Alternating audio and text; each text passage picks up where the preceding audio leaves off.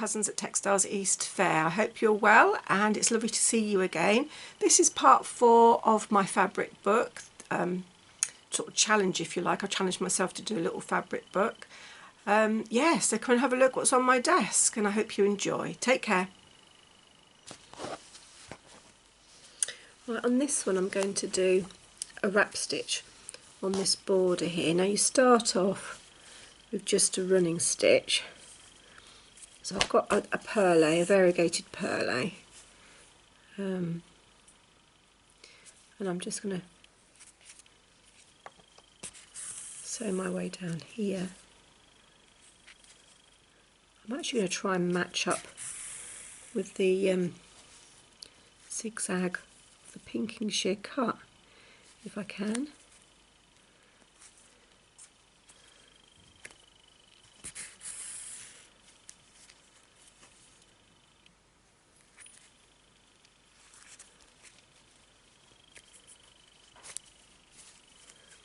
I will say, because I'm going through, not only am I going through like the wadding of the actual backing to this curtain lining, I'm also sewing through 2 other quite thick fabrics, and because it's quite a thick thread and it's obviously quite a thick eye, it's not particularly easy to sew.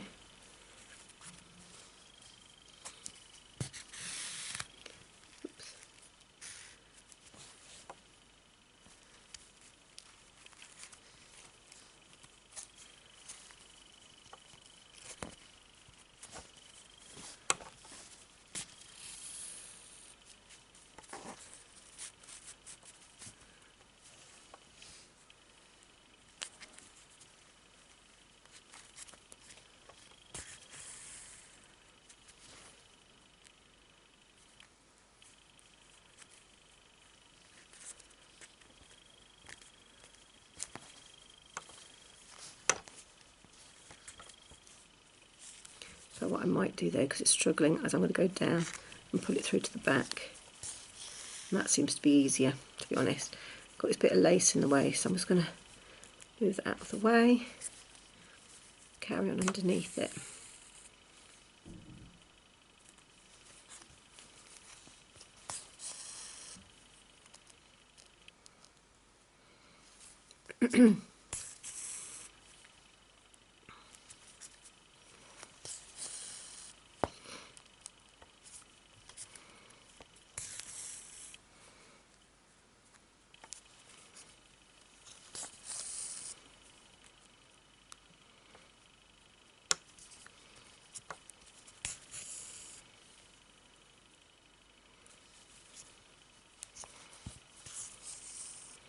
And then what I'm going to do, I'm going to come up at the end here.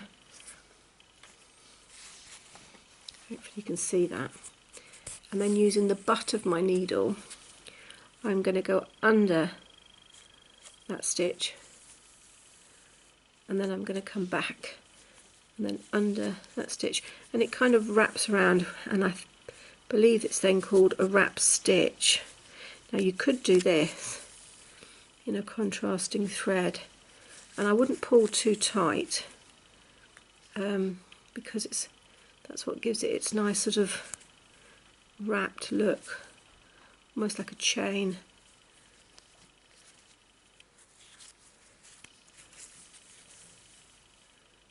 And I'm using the butt end because it goes under better than the pointy end. And you can see you get like a bit of a ripple, a little bit of a wave. What you could do, what's nice, is you can use, I mean I used thick perlé to do the running stitch. I could actually have used a couple of strands of the 6-stranded thread, that would have been easier to sew, but then use this to do the weaving. So you can change your thickness and the colour. And what's nice is you can actually also go back, and that will give you another different look, a bit like a figure of 8 look to your stitch, and that's really nice as well.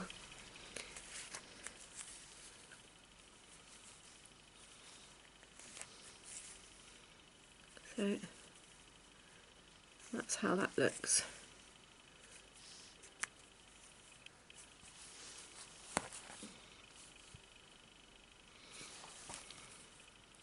and then I would just take it to the back at the very end.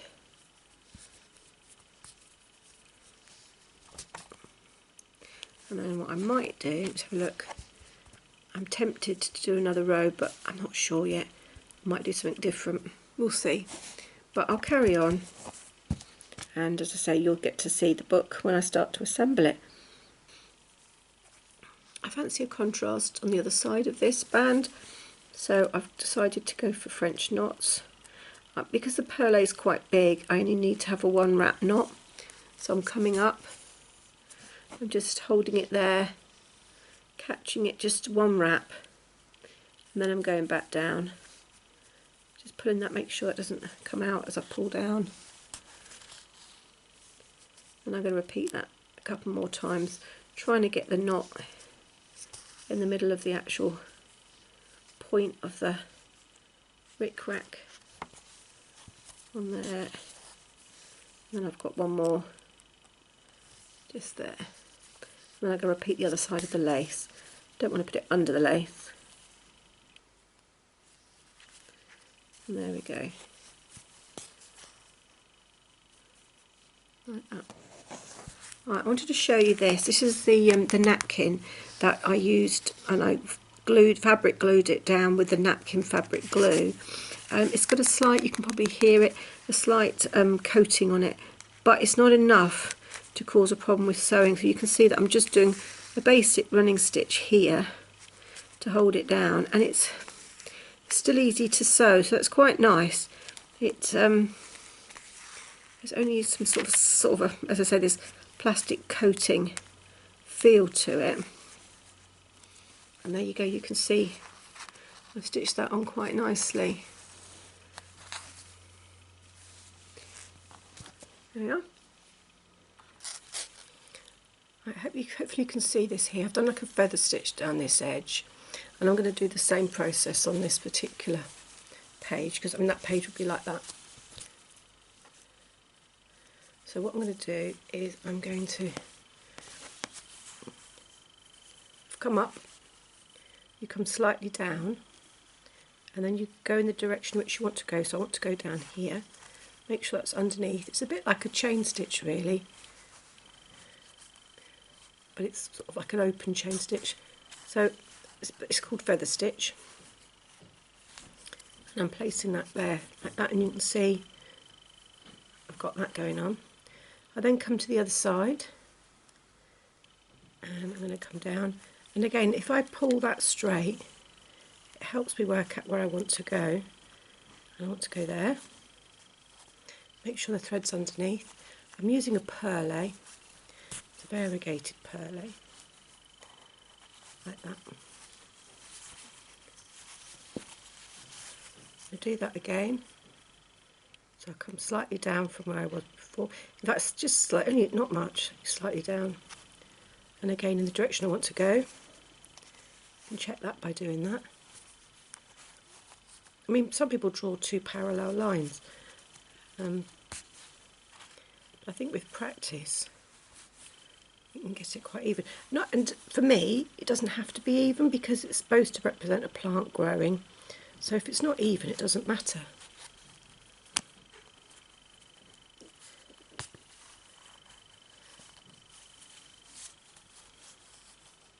You can see this is my tacking thread. I could pull that out now, but I'm going to leave it for a second. No, actually I will pull it out because it's going to be in my way.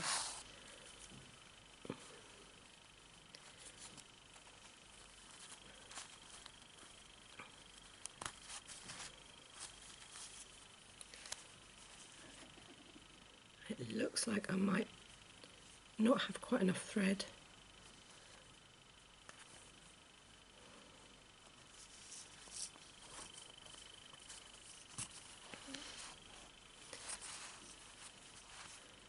I can't get another one in, so to hold it down I could just do a long stitch like that, but I do want to carry on, so I'm going to do it quite close to it, and then I can start a fresh one coming out at the same point. I'm going to go back down.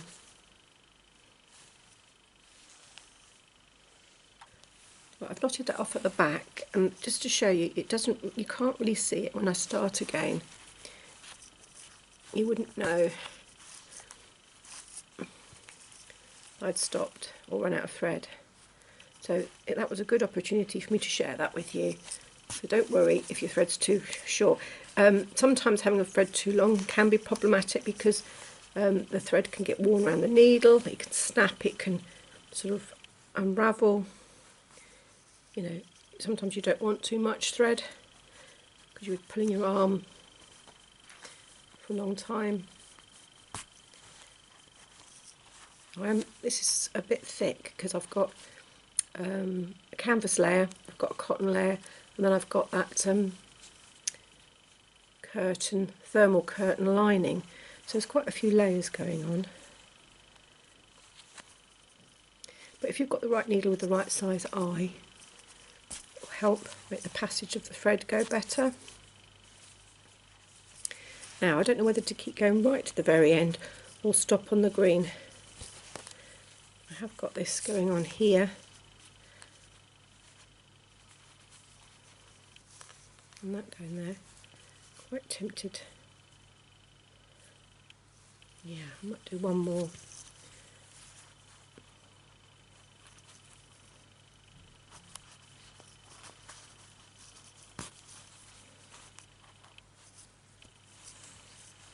I think I'll stop there.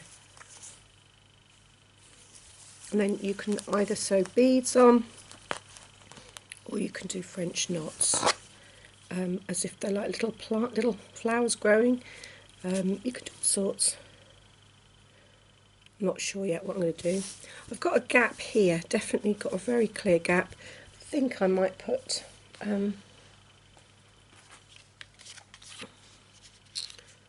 not sure if he's too big. Might put this little bumblebee. It needs a cluster of something here to fill that gap. And it's getting there.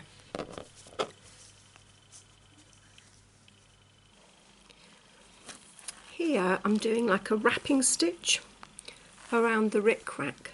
So I've used a contrasting thread, which is the pink, and I'm just going diagonally around the zigzag, and I'm coming up in the next dip.